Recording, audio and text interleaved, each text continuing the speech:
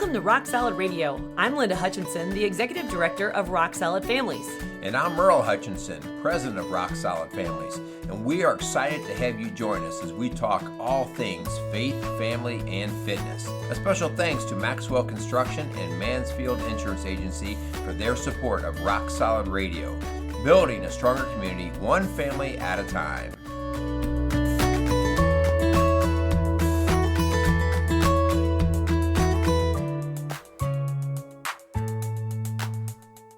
Welcome to Rock Solid Radio. I'm Linda Hutchinson, the Executive Director of Rock Solid Families. And honey, have you lost your mind? Holy cow. Whoa, way to start the show. I feel like I'm working with Kyle now. Well, first off, you're assuming I had one to begin with. That's so you true, can't that's lose true. something you didn't have. Yeah. There's been days. There's definitely been days where I feel like I'm getting close. Well, Why do you ask anyway? We haven't picked on you a lot for this, but oh my gosh. You haven't. You have been down in our basement for the last 7 months working on your COVID project. You assumed I was working. Oh, well, you have. You've done a lot. And I'm worried about you, actually. Honestly, maybe I shouldn't say this on the air. Had there been a gun close the other day, something would have gotten shot. Well, the walls, me, something. I really didn't ask you this before you came on the air, but are we okay to talk about this very touchy subject of this past week? So, are we ready to laugh about it yet? I have to learn to laugh. Yeah, I mean, so here I am down and trying to finish our basement out, and I'm kind of the guy doing everything. I'm doing the plumbing, the electric, drywall, blah, You're blah, a man blah. of all trades. Yeah, and a master of not a frickin' thing. Thank you very much. And so I did the plumbing. I just had to drop a couple plumbing lines, a couple water lines down off of our existing lines in the house, and bought a couple of the shark bites, that we use in plumbing. But they were really in a difficult spot to add. I kind of had to do them blindly. They were up in the floor joist up above, and so there was ceiling over the duct work and stuff. And so I'm trying to blindly do that. And I'm like, okay, I think I've got that. And then I run the plumbing down and everything. And the day of reckoning came. Turn the water and I on. turned the main water line back on. And all of a sudden, I'm back by the main valve. And I hear this. And I heard it from upstairs. And I just immediately turned the main off. And I ran out. And here the one... little union joint there, the shark bite did not seal. It was not on right, and water sprayed all over the brand new ceiling tiles. The water, brand new walls you just painted. Brand new walls, and then I had just finished polyurethaning our new bar top, that you and it was spent still probably wet. 50 hours and that on. water, this was God's sign of saying you shouldn't have a bar in your house, son. And it destroyed it. That's when I came down and was going to see if you had time to eat dinner with us before you had to go work out, do your workout class. And I came down to you full of hands, full of wet towels.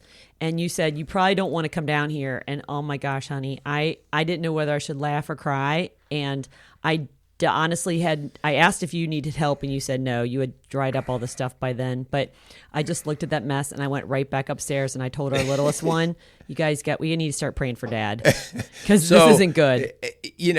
For those of you who are a lot better man than I, you probably don't cuss or anything like that.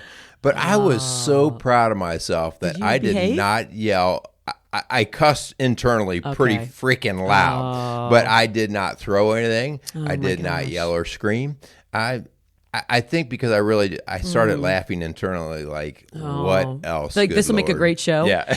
Well, I went down there, hon. I'm tired of being show fodder. Oh, yeah. And, I told our littlest one, because he's like, what happened? I said, well, have you ever heard that statement, 1 step forward, 2 steps back? Well, I think Dad made about 5 steps back. You have to replace ceiling tiles, and you had to redo the bar. Yeah. And, so anyway, why are we trashing me again on a show? Why? I'm not trashing you, prompt honestly. Me again. I do want to praise you, about? honey, because you have saved us tens of thousands of dollars by the work that you've done. Whether it That's be what you think. Putting the floor down, except for that little oops.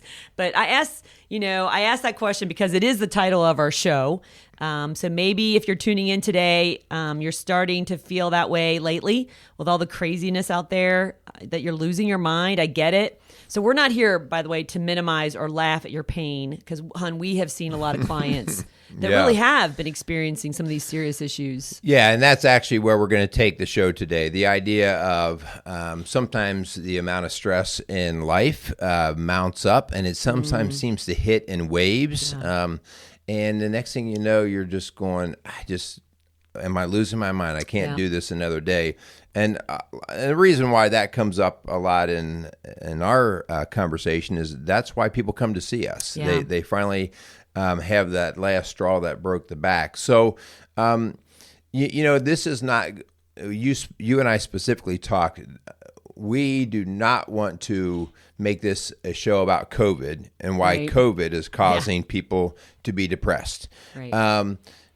Because depression was long before COVID. What we do want to at least acknowledge is that it definitely added another stress point. Yeah, we're going to talk about that a little bit. Right. Yeah. So when we do reference it, please be aware this is not at all going to be a COVID show and blaming all of our woes and worries on COVID, but it's going to go a little bit deeper, and hopefully we can help some folks with this. But we better help Rock Solid Radio with a few sponsors. Yeah, we want to thank Maxwell Construction, who has been with us since the very beginning, 2 years ago with Rock Solid Radio. We're so thankful for their support. They care about our community and want to invest in strong and healthy families. It was founded in 1988 by John Maxwell, and since that time, it has grown and expanded to become one of the most recognized commercial construction companies in the tri-state. So if you have any kind of commercial construction needs, call them today at 812-537-2200. All right. We also want to thank Mansfield Insurance Agency. They began in 1981 by Jim Mansfield and are dedicated to serving individuals and businesses in Indiana, Ohio, and Kentucky. So if you have any insurance need, call Mansfield Insurance Agency at 800-230-3927. Hun, speaking of losing our minds, last week's show definitely hit a nerve with couples who admit that things maybe have gone a little cray-cray with their spouse. So, cray-cray? What is cray-cray? Our kids call it that. Oh, like crazy. Yeah. See, I am so out of the loop. But if you've not tuned into last week's show, we encourage you to do so, because I think there's a direct correlation. We believe there's a direct connection between the two. Sometimes when we feel depressed or anxious or angry about what's going on inside of us or around us, we take it out on the closest thing, and that's our spouse. And so COVID maybe has thrown some fuel on some already burning issue between the two of you. So please check out last week's show of Rock Solid Radio. I think we called it, Is Your Marriage Spinning Out of Control? Out of control, yeah. Also, as we are still recording this in the month of October, this is our 2-year anniversary, and as a celebration of that, we are offering $10 off on our regular fitness package, which is 10 classes normally for $70, and for the month of October, it's 10 classes for $60. So we've had a few folks join us here this month. That's a great thing, and we just want to encourage people, especially as the weather's starting to change, get your tail in the gym and let's get fit. A few new people. Yeah, a few newbies. Yeah. So why this topic of mental health? It's no secret that folks are struggling. There is a second wave of devastation that's going to come from this pandemic. It's already coming, not to mention the ugly political and racial divide. It's hard, hun, to turn on the news anymore and not feel like you are losing your mind. I actually had a new client the other day that said that I can't even turn on the news anymore. I feel like I am losing my mind. And so by what you're reading or hearing, hun, I just found an article that it was from the Journal of American Medical Association, written by a team of psychiatrists and researchers just this past week. And I kind of want to read it to you because I think it really sets the stage of where we're at. And we had already scheduled to do this show, by the way, before this came out. But while nations struggle to manage the initial waves of death and disruption associated with the pandemic, accumulating evidence indicates another second wave is building.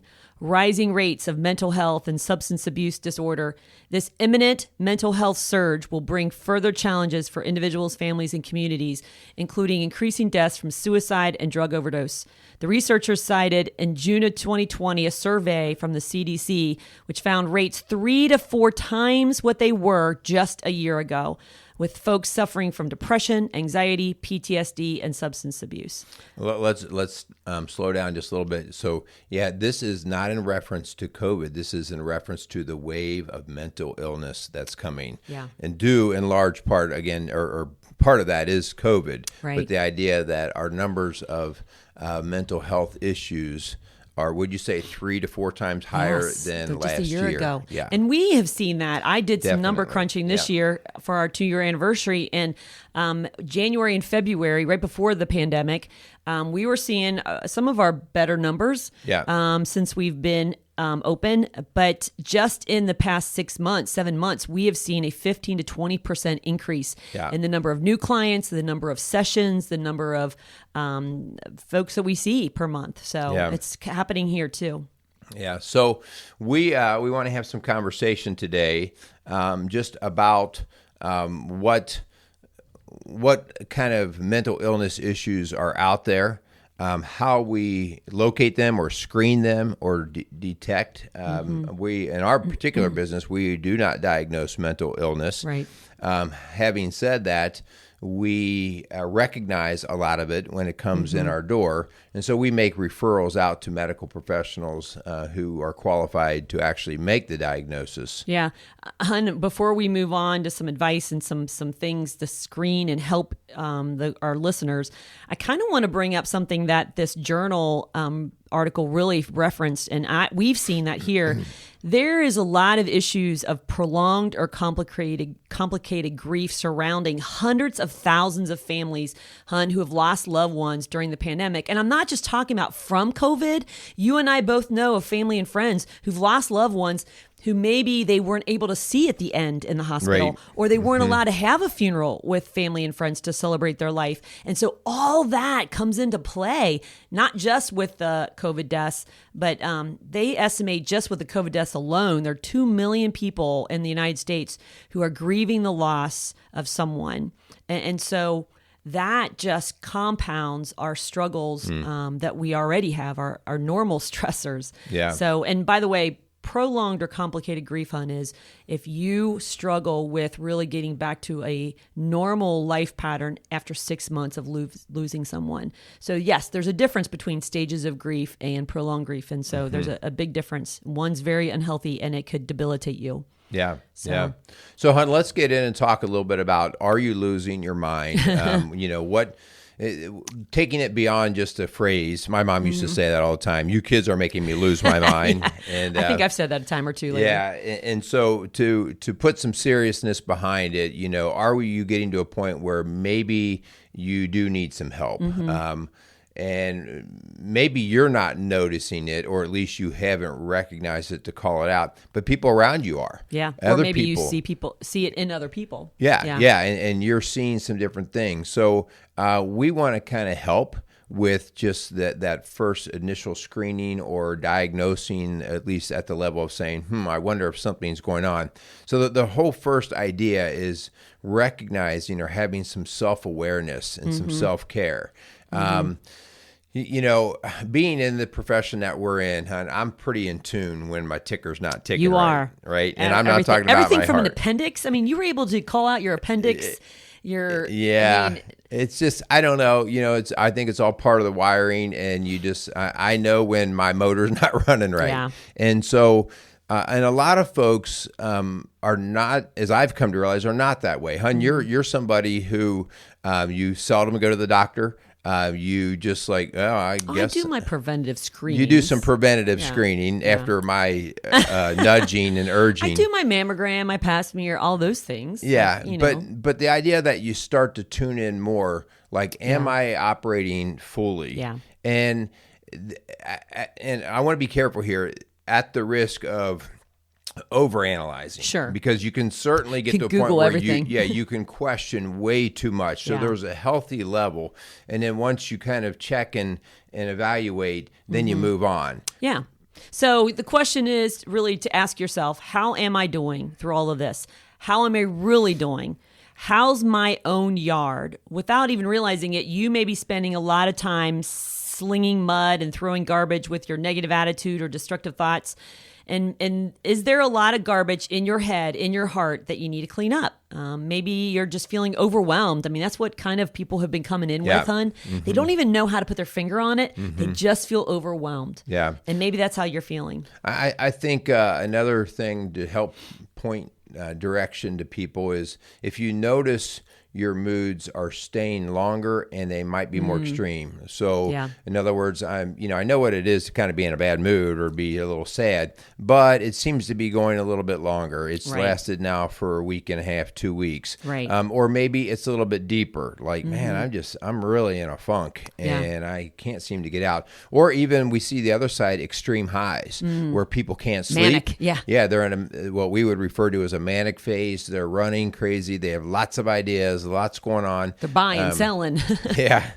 Changing, And so the result, the end result of that can often be devastating to not just that person, but to the people that have to live with them. And if you're listening out there and you have literally had some serious thoughts of ending it, hun, we have some clients who have admitted, like, there's been days when I've really thought about if I just took this car off this turn and, or would anybody even notice? Would anybody even care? And so, if there's prolonged times or excessive fear or worry, are you continually dwelling on the what ifs so much that it's paralyzing you beyond the natural worry of COVID right now, but it's paralyzing you? Yeah. And so how do I know if it's paralyzing me? Well, you have to use the word obsessiveness. If it's a prevailing thought that keeps coming into my mind, if I'm constantly checking and making sure things are right, or I just can't seem to get this one thought out of my head, if it's the prevailing thought that I seem to naturally gravitate towards, and I'll say this, and that wasn't your normal before, that wasn't your normal before, then that's when you start to go, maybe I need to talk to somebody, maybe I need to get a little bit of help. Yeah, maybe you've withdrawn from your family and friends. This is the big one here. Yeah, you don't answer their calls. Some people are saying, oh, it's because of COVID, but has COVID honestly been your excuse to isolate yourself? Because I think that's happening more than people would like to admit. Yeah.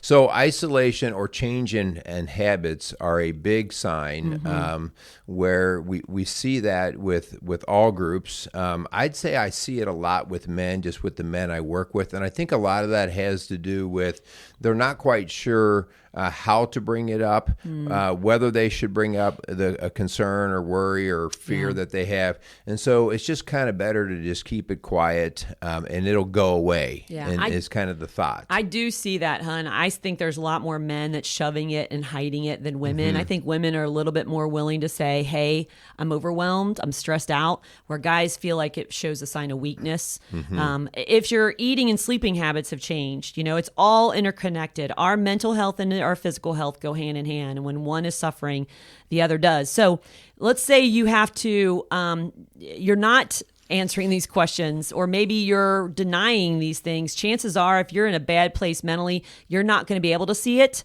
It's all going to be hard to admit. So that's why we need to be in community with healthy people. Who are you letting in your yard?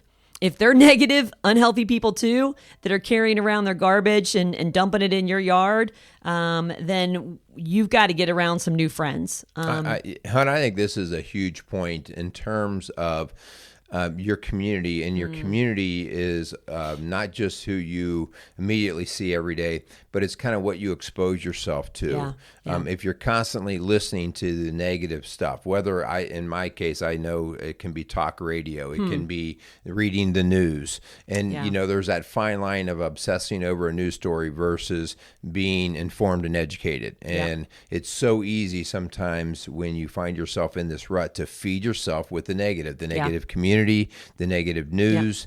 Or people are just going to go get drunk with or high with. Sometimes we just do that. We escape together with people. That's not a good answer. Yeah. We ask our clients all the time, who are your safe people in your life who you have given permission to speak the truth in love? Because we all need those kind of people. I need those kind of people because we're all going to have days where we struggle and we have a hard time.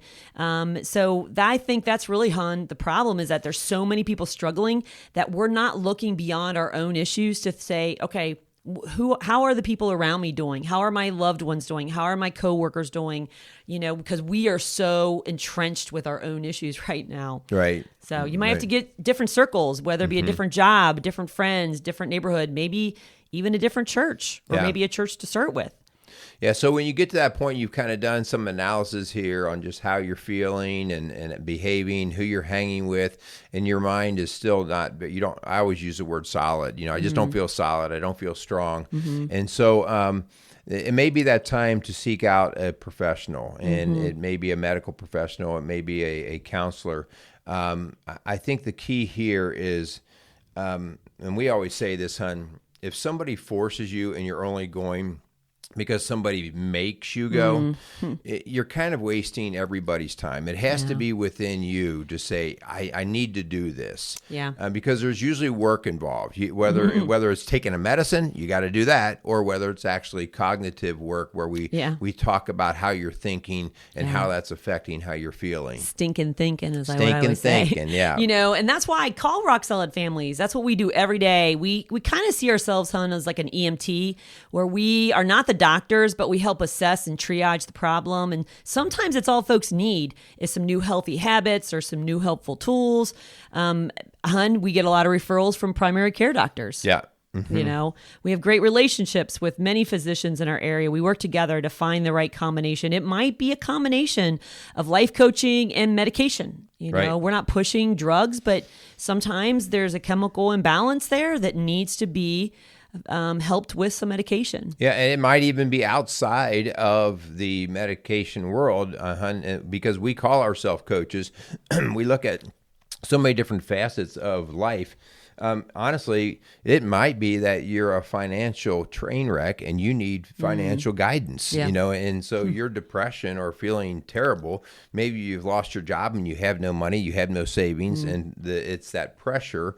And so going and putting yourself on a medication is probably not going to be as effective as learning how to manage money. Or you might have high blood pressure and diabetes because of obesity. And if you get into the gym and get some healthy habits, that all of a sudden you're going to see all those levels go down, including the depression and the anxiety. So, maybe it's to make an appointment with a licensed therapist. Maybe there's some childhood trauma that's coming to a head with this added stress that's around us. Maybe you have bad habits, hon, that have turned into a full-blown addiction in the midst of this pandemic. We've seen that. Maybe you've lost a loved one that's turned into a grief disorder. And so now all of those things, really can create that perfect storm in our time that we're dealing with. Yeah. So we also think that this is a very important point with another reason to be affiliated with a church body, because not only is your church body there to help you to worship and have a means to do that in an organized corporate fashion, but man, I think of all the resources that our churches offer, from counseling to talking to the pastor to some food help or some financial help or some help with kids. And so grief share, divorce care. All of these different things. And so that might be part of your solution, and that kind of is part of the treatment. So I would, this is just another great reason why let's put the burden of helping. And again, the church doesn't want to hear that, but that's our job as a church. The burden of helping people on the church, not the government, not other, that's what we are called to do, to help those in need if we're going to call ourselves Christian. Yeah. So once you've done the first two of really kind of a self-awareness, asking the trusted people around you, doing some assessment, maybe with a professional, if you get to that level, then you'll have a better idea of how to attack the problem. We say this all the time at Rock Solid, there is always hope and help available. Hun, all of us have a certain level of anxiousness and sadness, some obsessive thoughts. You got it. But when all of those things keep you from having a healthy and happy life, then it's time to get help, okay? Now, we don't have a blanket treatment plan for everyone, but I just want to finish out our show by really giving some healthy mental health tips that I believe that all of us need to adhere to, that we would all benefit from. Don't you think? Yeah. I think these are good go-tos, and a lot of them are common sense until they're not, right? Until you I used to do that. I haven't been doing this. Yeah. And so the first one is you got to take care of yourself. You got to take care of yourself. And, gosh, I'm in the personal training business, and hun, you can call me out on this. I will get into bad eating practices, staying up too late. And I usually don't work out too little. That's probably one of those that I go to probably even more frequently than I need to. Yeah, that's your side of it. But the idea that you actually are intentional about taking care of yourself. Yeah. You don't think about it when your body's running well, but when it's not running well, it's like, how long is it going to take to get back on track? So getting into somewhat of a routine that you can live with, but is also beneficial to you. Hun, and can I just shout out to all of those working moms out there? I think this is one of the greatest contributors to this second wave, is that we have so many women who are now not only working, caring for the house, but now having to be in charge of the e-learning or working from home while juggling having children at home because their childcare facility was closed down or, limited, whatever. And so here we have this huge stress that's added to already a stress situation. And our moms are overwhelmed. And hun, you and I were there. I remember, and this is before the pandemic, I remember you looking at me like, I'd rather be eating ramen noodles at home with you staying at home than you working and our whole family being stressed. I think I even talked the other day to some folks, and when you're in a bad situation, sometimes that is a call out to you, your family, to take some drastic measures. We all kind of like reprioritizing. Well, to reprioritize and to be radical and like, you know what, we are going to put God in charge, and you know what, we are going to quit this job that we're doing or this thing that seems to occupy sell the house, our sell kids car. in 5 sports and doing this. We're going to do something what would appear to be radical for your life. But it's also, when you and I, Hunter, when we've done that, whether it's start rock solid families, whether it's quit a job, whether it's a change job, it is really it's a scary, but it's a freeing feeling. Yeah. Because you're like, we're making a big move here because that's how important this is. Actually, I had a client recently who, at your advice, actually got out of debt, completely sold everything. And they would say, oh my gosh, my mental health is much different now because of that. Yeah. Because I didn't have that added pressure and strength. So self-care, you got to make yourself a priority. It's not a selfish thing. It's a necessity thing. You're no good to anybody if you're not taking care of yourself. Hun, the second one, I think, is a huge one that maybe you and I didn't grow up with, but now we're seeing more and more. And that's the disconnect from electronics and social media. We got to do that if we want good mental health. Yeah, there's no question, because we tend to gravitate on things that are not going to necessarily always be uplifting. But even worse than that, or I say at least equally, depending on exactly what you are looking at on your screen, the sedentary body and mind position there. The brain, we know, like I know when I stare at my computer screen for hours working on something, I get groggy. I get kind of like moody. Like Hun, I'll even tell you, I got to get away from this place. I got to move because I just kind of get into a funk. And the next thing you know, you're outside, you go for a bike ride, you're out in the sunshine, and you come back alive again. And you think about all these kids who are dropping 6, 7, 8 hours a day staring at screens. And some of them are for fun, but a lot of it is, I've got some clients who are college students, and now it's all virtual. And so they're sitting in front of a screen for, like you said, 6, 7, 8 hours. And so I've told those who, by the way, are dealing with some anxiety, get up at least every 20 minutes to walk around, to break that stare, that gaze from the screen, and go outside, do a couple jumping jacks, go to the restroom, get a drink. That always looks kind of funny. Well, maybe if you're not in a class. Oh, looks like class. Susie's over there trying to get revived again. She's doing some jumping jacks in the corner of the office. I will tell you, I had a client that did that. She did it very committedly, and she had a timer, and every 20 minutes, and she said, Linda, that alone has changed the anxiety level for me. So it does work. I think it's important that you do start to plug into things that have meaning. And I will even back that up by saying long-term meaning. So sometimes when we look at our day, we go, oh, I was so busy. And I know, like, we have screen time now on our computer, right, or on our phones. and I'm so busy, and then you look at the screen time and you see what you are actually doing, wasting. Yeah. Oh yeah, well I was on Facebook Marketplace for an hour and a half today looking for a bike, and so. What Are you feeling guilty about that? I called myself out. Actually, it was 2 hours, if I have to be honest.